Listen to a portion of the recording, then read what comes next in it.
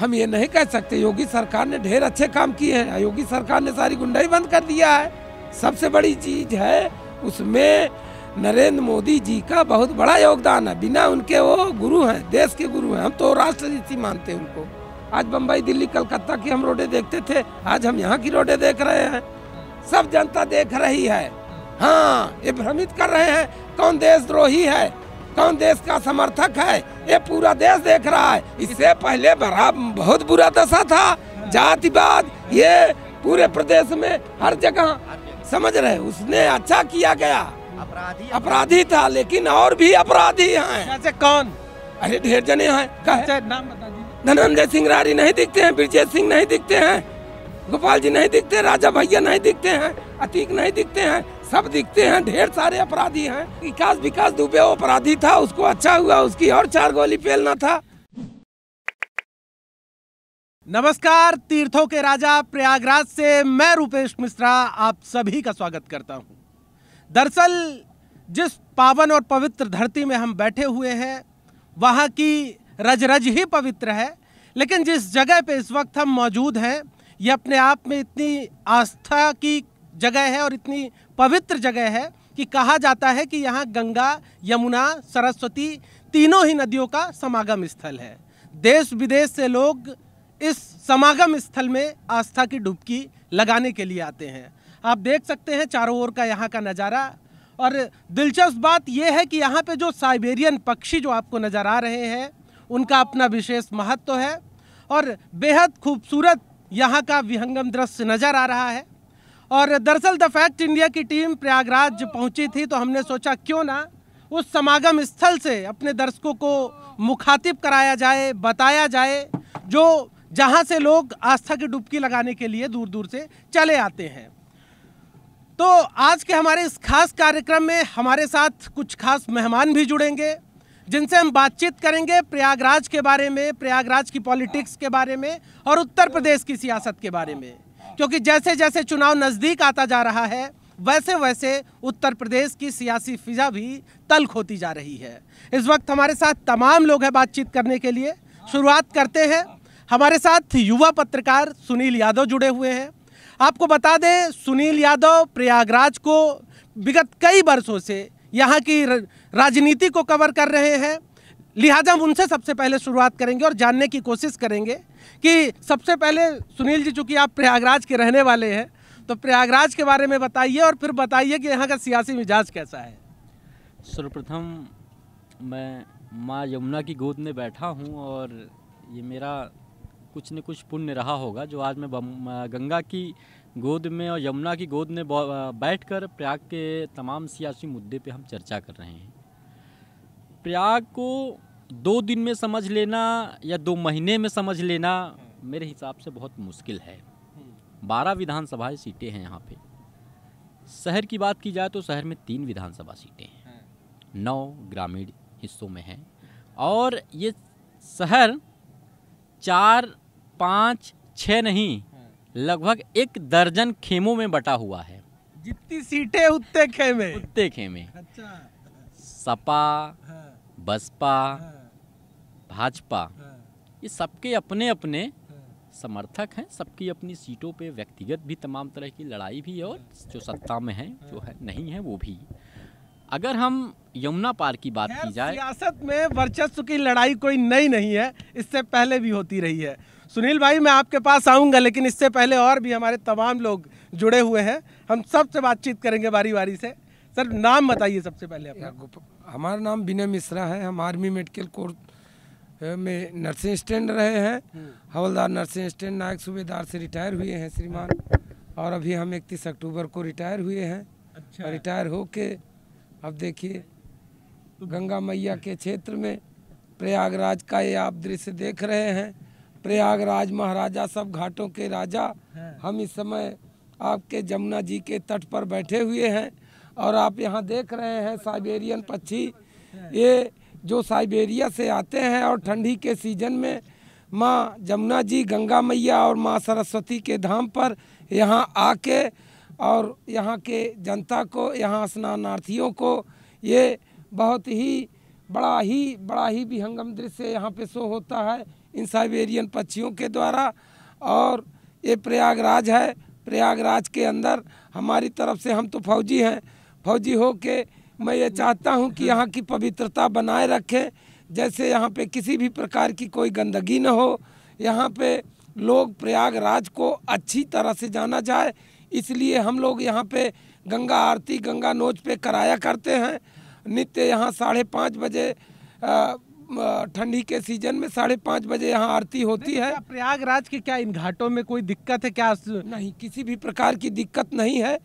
दिक्कत जैसे शासन की तरफ से भी ये चाहिए कि जैसे कुछ लेडीज हैं, जेंट्स हैं, जेंट्स तो स्नान कर लेते हैं, गमछा पहन के कर लेते हैं। यहाँ पे घाटों पे हमने एक चीज़ का देखा है कि महिलाओं के लिए वस्त्र तो बदल सकते हैं, कहीं किसी को प्रसाधन भी करना हुआ, कहीं जाना हुआ, कहीं उनको टॉयलेट की सुविधा, ये सारी सुविधा से सुसज्जित करना चाहिए। यहाँ पे किसी भी प्रकार की, यहाँ पे जब लोग बाहर से पूरी दुनिया से लोग आते हैं, यहाँ की महानता बहुत अद्वितीय है। प्रयागराज महाराजा सब घाटों के राजा, गंगा जमुना सरस्वती तीनों का यहाँ पे मिलन है। और इस प्रयाग क्षेत्र के अंदर हम भी अपने फौज से रिटायर होने के बाद माँ गंगा मैया के क्षेत्र में मैं आरती के द्वारा और समस्त हिंदू भाइयों को ये अवगत कराना चाहता हूँ, जो भी इस प्रयाग क्षेत्र में आए गंदगी न करें। किसी को टॉयलेट जाना हो, बाथरूम जाना हो तो नहीं है तो यहाँ पे एक लेटे हनुमान जी है, उनका भी बड़ा जिक्र होता है जब भी प्रयागराज का। ये हनुमान जी का जिक्र हमारे रामायण में तो नहीं है। ये कहा जाता है पुरातन इतिहास में, जब अकबर यहाँ आया, अकबर को कोई स्वप्न दिखाई पड़ा, उनकी पत्नी एक जोधाबाई हिंदू की लड़की थी, उनसे उनका शादी हो गया था। हनुमान जी की जो लेटे हुए हनुमान जी की वहाँ प्रतिमा बनी हुई है पत्थर की। यहाँ पे कहते हैं जब हनुमान जी की मंदिर बनी है, उसके सामने यहाँ तक जमुना जी के किनारे तक वो अकबर पीछे हट गया है। पीछे हट के इसने अपना पूरा किला को इसने बनाया है। इसका जो वट वृक्ष है, पाताल गंगा है अंदर पे। मैं समर से कहूँगा, समर वो किला दिखाइए जिनका ये जिक्र किला है। और यहाँ पे एक वट वृक्ष है जो आदिकाल से चला आ रहा है। गंगा ये सतयुग, कलयुग और द्वापर तीनों युगों में रहा, चौथा युग कलयुग चल रहा है। और यहीं पे वो वृक्ष जो है कलयुग में भी था, है सतयुग, द्वापर और त्रेता में भी था, ये ऐसा कहा जाता है। और इसके अंदर एक पातालपुरी है, पातालपुरी। और ये किला बहुत बड़ा किला है, ये फौज के अंडर में है। और फौज में पुराना राजा जो अकबर था, यहाँ से लेके दिल्ली तक रोड गई हुई है अंदर से सुरंग। और अच्छा, इस सुरंग के अंदर से यहाँ से लेकर जी जी इस सुरंग के अंदर से यहाँ से लेके दिल्ली तक रोड गई हुई है उसको। जी जी जी इसको बंद कर दिया गया है। बंद करने के बाद ये फौज के अधीन है। फौज इसको अपने अंडर में लेके रखा है। दर्शन करने के लिए बीजेपी सरकार आई तो बीजेपी सरकार ने इसको यात्रियों के दर्शन करने के लिए, यहाँ गंगा श्रद्धालुओं के दर्शन करने के लिए इसको खुलवा दिया गया है। खुलवाने के पश्चात कार्य जो भी है संतोषजनक तो है। अभी लेटेस्ट एक हमारे महंत नरेंद्र गिरी जी, स्वर्गीय महंत नरेंद्र गिरी जी का देहांत हो चुका है। वो लोगों के कहे अनुसार कहते हैं उनकी आत्महत्या हुई है, लेकिन उसमें ढेर सारे प्रश्नवाचक चिन्ह रहे, उसमें ढेर सारे लोगों को लिया गया, लेकिन ये गुत्थी अभी सुलझ नहीं पाई है। तो आपको क्या लगता है, चूंकि ये बेहद मतलब चर्चित मुद्दे का आपने जिक्र कर दिया, सारे लोगों के कई दिमाग जा रहे हैं कि राजनीतिक हत्या हो सकती है, ऐसे हत्या हो सकती है, वैसे हत्या। अभी तो सीबीआई खुद लगी है, अब उसके लिए तो ये खुद ही उसके जवाबदार है। लेकिन यहाँ सवालों जो कोई है, किसी को अंदर किया गया है तो हत्या में तो उस समय नहीं था। कहते हैं कि इसको जो एक आनंद गिरी है वो बोलते हैं कि ये जो है ये दूर से जो है इसने ऐसे करवाया है, इसलिए वो गुरुजी जो है आत्महत्या कर लिए हैं। परंतु किया किसने उसको तो पता करो। नहीं तो आत्महत्या है कि हत्या है, ये कुछ भी अभी नहीं कहा जा सकता है। पोस्टमार्टम के हिसाब से तो उसने भी कह दिया कि आत्महत्या है। ये तो अच्छे अच्छे पावरदार लोग कुछ भी करा सकते हैं, लेकिन बता रहे पंखा चल रहा था, तमाम चीज पंखा चल रहा था। अभी तो बता रहे थे कि आगे के कहीं अंदर से गुरुजी ने बंद कर रखा था, लेकिन आनंद गिरी जी ने बाय रिकॉर्ड बोला है कि जो है वो तीसरा भी गेट था अंदर, वो भी खुला था। अब क्या हुआ, कैसे हुआ, ये तो जांच का विषय है ना, ये तो ये सब जांच करना चाहिए। जांच का विषय, लेकिन आप चूंकि यहाँ पे लोकल हैं, फौजी भी हैं, तो आपको ज्यादा चीजें पता होंगी। महंत जी हैं, हम बजरंग बली आते थे, दर्शन करते थे, महंत जी यहाँ बैठा करते थे, बड़े दिव्य थे। वो कुंभ मेला हो, माघ मेला हो, उनका अच्छी चर्चा है। कमांडो मांडो आगे पीछे उनके चलते थे। हाँ, अब कैसे हो गई, क्या हो गया। नहीं तो क्या वो ऐसा आत्मघाती कदम क्या उठा सकते थे, चूंकि आप तो उनको जानते भी थे। कैसे उठा सकती, वो तो 1 घंटा में कहते रहे लोग दस्तखत करते थे, तो कैसे दस्तखत करते थे। फिर इतना 7 पृष्ठ की उसने FIR दिया है कि वो MNLA यहाँ ये इसको ये दे दिए, वो दे दिए, क्या कर लिए। लगता है कि किसका हाथ हो सकता है इसके पीछे? इसमें ढेर सारे लोगों का हाथ हो सकता है। सबको, जैसे आनंद गिरी को वहाँ से उठाया गया, और भी ढेर सारे लोगों को उठा के पूछा जा सकता है।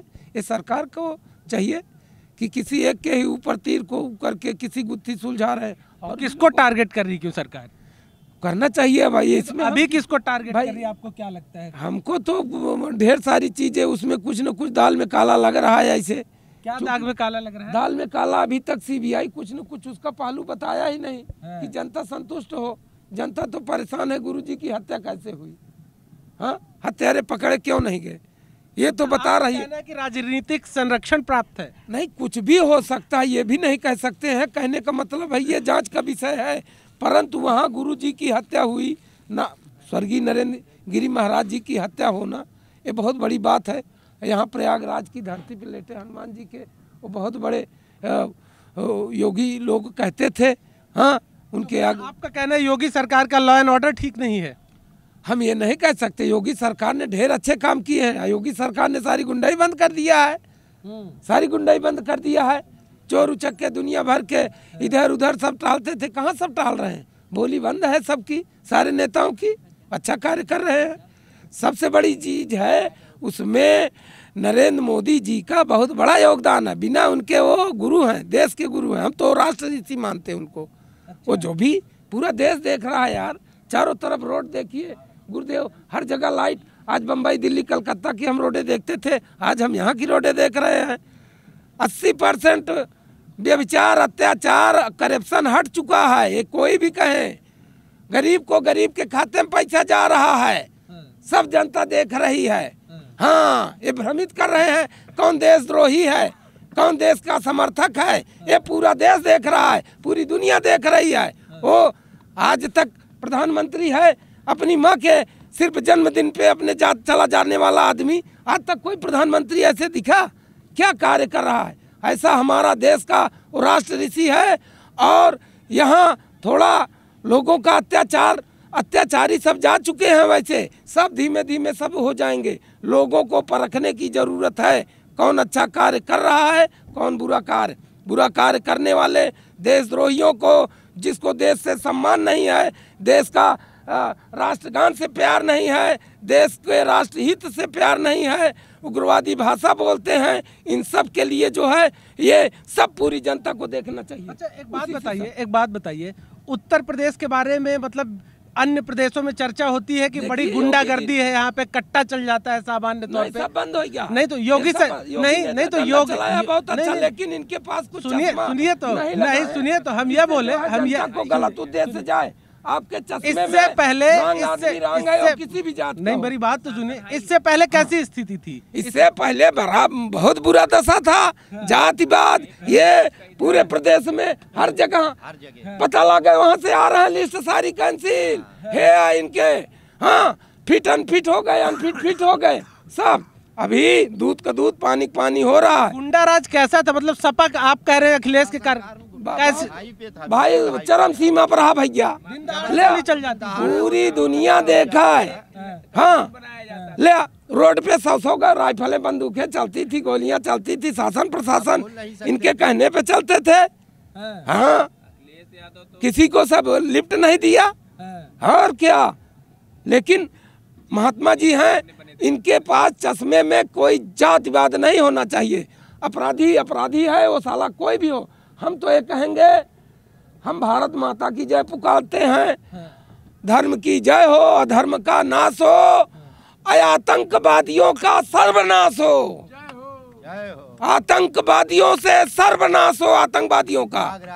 इनका जो है, हम तो प्रयागराज में आरती में महाराज जी से कहे हैं, हाँ, अधर्म की नाश हो, प्राणियों में सद्भावना हो, आतंकवादियों का सर्वनाश हो, बस। अच्छा, ये बताइए, क्या आपने बोला कि जातिवाद का चश्मा नहीं होना चाहिए, तो क्या आपको योगी सरकार की जातिवादी? देखिए, हर जात में गुंडे हैं। एक कोई जरूरी नहीं कि मुसलमान में ही हैं, ब्राह्मण में ही हैं, राजपूतों में भी हैं, यादवों में भी हैं, हर जातियों में भी हैं। और अपराधी अपराधी है। अगर वो अपराधी था तो अभी भी हैं, उनके भी ऊपर कार्रवाई होनी चाहिए। जैसे हर कोई, कभी कभी मायावती ने भी ढेर सारे डंडे चलाए हैं, उसने आंख में और नहीं लगाया, उसने आंख पे कभी चश्मा नहीं लगाया। अपराधी हो, अपराधी हो, अपराध की दृष्टि से देखे जाओगे तो अपराधी। योगी सरकार में अपराधी क्या उस जातिगत चश्मे से देखे जाते हैं? कहीं अगर देख रहे हैं तो उस चश्मे को हटा दे, साफ कर दे, बस हो गया। और क्या करना? नहीं तो कब देखा? क्या आप विकास दुबे वाले प्रकरण की बात? नहीं, विकास दुबे वो अपराधी था, उसको अच्छा हुआ, उसकी और 4 गोली फेलना था, समझ रहे? उसने अच्छा किया गया। अपराधी था, लेकिन और भी अपराधी हैं। जैसे कौन? अरे ढेर जने हैं। नाम बता दीजिए। के का? कौन ढेर जने हैं? अरे यार, रमाकांत यादव, उमाकांत यादव, एक परिवार के 36 जने की जिंदा दफनाए देन। ये अपराधी नहीं दिखी? धनंजय सिंह रारी नहीं दिखते हैं? ब्रजेश सिंह नहीं दिखते हैं? गोपाल जी नहीं दिखते? राजा भैया नहीं दिखते हैं? अतीक नहीं दिखते हैं? सब दिखते हैं। ढेर सारे अपराधी हैं। संजय सिंह अमेठी, अमिताभ मोदी आज भी उनकी धर्मपत्नी है, सैयद मोदी की बीबी। अपराधी सब हैं, लेकिन अपराध की दृष्टि से अपराधों को सबके ऊपर मनन करके उनके ऊपर लठ चलानी चाहिए, किसी एक को नहीं। ठीक है, ठीक है। तो कुल मिलाकर आपने सुना, और भी हमारे साथ लोग यहाँ पे मौजूद हैं, हम उनसे भी बातचीत करेंगे, है ना? सबसे पहले आप अपना परिचय दीजिए। मेरा नाम गोपाल पंडा है और मैं तीर्थ पुरोहित प्रयागराज। दरअसल ये गोपाल पंडा है और ये प्रयागराज के वीवीआईपी पंडाओं में आते हैं। दरअसल इंदिरा गांधी, जवाहरलाल नेहरू, तमाम ऐसे दिग्गज नेता जो भी यहाँ पे आते थे, तो उनके जो आपके यजमान है, विसर्जन जो भी यहाँ पे उनकी क्रिया हुआ है, वो हमारे पूर्वजों द्वारा, परिवार के द्वारा ही कराया गया है। अच्छा। और इसका प्रमाण है। अब नहीं आते वो? अब आते हैं। अब वही चीजें हैं कि सब समय बड़ा बदलता जा रहा है। धर्म के प्रति लोगों को अब आस्था खत्म होती जा रही है। अब वो धर्म के प्रति, चूंकि आपने धर्म का नाम ले लिया, तो क्या कारण मानते हैं आप कि क्यों धर्म के प्रति लोगों की आस्था खत्म? धर्म के प्रति इसलिए कि अब लोग संस्कार से जुड़ना नहीं चाहते। अब सिर्फ सब लोग हाई फाई, मोबाइल, लैपटॉप और इंटरनेशनल हो जाना चाहते हैं। लेकिन जो बेसिक घर में पूजा पाठ है, या जो बेसिक हमारे पूर्वजों ने जो क्रियाकलाप करके वो प्राप्त किया है, उसको हम भूलते जा रहे हैं। जैसे कि अब ये प्रयागराज महाराज है, यहाँ पे आके दर्शन करना चाहिए। यहाँ पे अपने पूर्वजों की आत्मा की शांति के लिए समय समय पे पूजा पाठ कराते रहना चाहिए। तो अब आते हैं तो यहाँ सिर्फ नौका विहार होती है, पिकनिक होता है, सब कुछ होता है, लेकिन पूजा पाठ के नाम पे, आरती के नाम पे ऐसा कोई कार्यक्रम यहाँ पे कोई वीआईपी करके नहीं जाता है। तो यहाँ क्या मतलब, यदि आप चूंकि यहीं रहते हैं, पंडा है, तो इनके बारे में अच्छे जानते होंगे, क्या प्रशासन की ओर से कैसी व्यवस्थाएं की गई हैं? प्रशासन अपने तरफ से कर ही रहा है व्यवस्था। संतुष्टि के लायक तो व्यवस्था नहीं है। सबसे पहली बात तो महिलाओं की यहाँ पे कोई व्यवस्था नहीं है, क्योंकि महिलाएं यहाँ पे ना उनको वस्त्र बदलने की व्यवस्था सुचारू रूप से मिलती है, न बच्चों के लिए पानी पीने के लिए जल की कोई व्यवस्था है। यहाँ पे आदमी प्यासा है, मजबूरी में खरीदो 20 रुपए 30 रुपए का पानी का बोतल। और यहाँ पे वो मूलभूत सुविधाओं का बड़ा अभाव है प्रयागराज में। ये बड़ा कष्टदायी स्थिति है। क्योंकि ये विश्व विख्यात है, लोग दूर दूर से आते हैं, तो आपको नहीं लगता कि यदि ऐसी छवि जाएगी तो एक सकारात्मक असर नहीं पड़ेगा? जो दूर दूर से लोग आते हैं दुखी होके जाते हैं, सब नाम सुन के इतना आते हैं प्रयागराज महाराज का कि चलेंगे तीर्थराज प्रयाग महाराज का दर्शन करेंगे। यहाँ पे आके उनको कोई सुविधा नहीं मिलती है। यहाँ पे यात्री परेशानी होता है और प्रशासन के द्वारा भी उसको कोई सहायता नहीं मिलती है। अगर आपका कोई सामान यहाँ चोरी या कोई भी इसी तरीके की आपको तकलीफ आ गई तो आपको कोई यहाँ साथ देने वाला नहीं है। क्या पुलिस प्रशासन भी यहाँ पर उपलब्ध नहीं रहता क्या? पुलिस प्रशासन है, अब यहाँ से बनाए हैं ऊपर ऊपर, उतनी संख्याएं 12 महीना नहीं देते हैं। जितनी संख्या में पुलिस या सुरक्षा कर्मी, स्वास्थ्य कर्मी, सफाई कर्मी यहाँ पे होने चाहिए, उतनी मात्रा में है नहीं। 10 लोगों को लगा दिया, अब 10 लोगों के माथे पूरे इतनी बड़े क्षेत्र की जिम्मेदारी नहीं है। तो क्या अलग से थाना नहीं बनाया गया क्या? थाना बना है, अब संख्या सबसे बड़ी बात है, थाना तो बने हुए हैं। अच्छा, मतलब आपका कहना है थाना तो बना दिया गया लेकिन लोग नहीं दिए गए। उसमें पुलिस बल उतना नहीं है ना कि वो आप अपनी सुरक्षा की दृष्टि से यहाँ सीसीटीवी कैमरे लगने चाहिए। यहाँ पे ऐसी कोई व्यवस्था नहीं है। रात को अब मेले की वजह से थोड़ा सा लाइट आउट हो गया ना, तो साल के 8 महीने गुप्त अंधेरा रहता है। उसी का रात का फायदा उठा के यहाँ बड़े गलत कर्म के लोग रात को आते हैं। या जहाँ पुण्य के काम करने आना चाहिए वहाँ पाप होता है। अब पाप हो ही रहा है। क्या होता है सर? अब बहुत अनागर का कार्य है। रात को आके लोग यहाँ मदिरा का सेवन करते हैं। अच्छा। और पुलिस भी देखती है, अपने से भगाती है, हम लोग भी भगाते हैं, लेकिन अब वो शहर के ऐसे ऐसे वीआईपी और कई लोग हैं कि अब इनसे यहाँ पे कौन लड़े। मतलब प्रयागराज के वीआईपी यहाँ पर जाम छलकाने आते हैं। हाँ, अपनी 4 व्हीलर 1 से 1 40 लाख की 50 लाख की गाड़ी लेके आएंगे और यहाँ पे प्रयागराज के दरबार में पिएंगे। उनसे बोलो तो वो लड़ने को झगड़ने को तैयार हैं। और पुलिस भी बेबस है उनके आगे, बेबस हो जाती है। बड़े बड़े अधिकारी के लड़के हैं, जज के लड़के हैं, उनके लड़के हैं, इनके लड़के हैं, कौन लड़ने जाएगा उनसे? आप एक बात बताइए, जब रात हो जाती है तो रात में समर एक बार यहाँ का दिखाइएगा, नज़ारा दिखाइए। ये जो नाव खड़ी है तो नाव के उस पार यहाँ पे रात में पुलिस जाब्ता रहता है? कोई पुलिस पेट्रोलिंग होती है नहीं होती?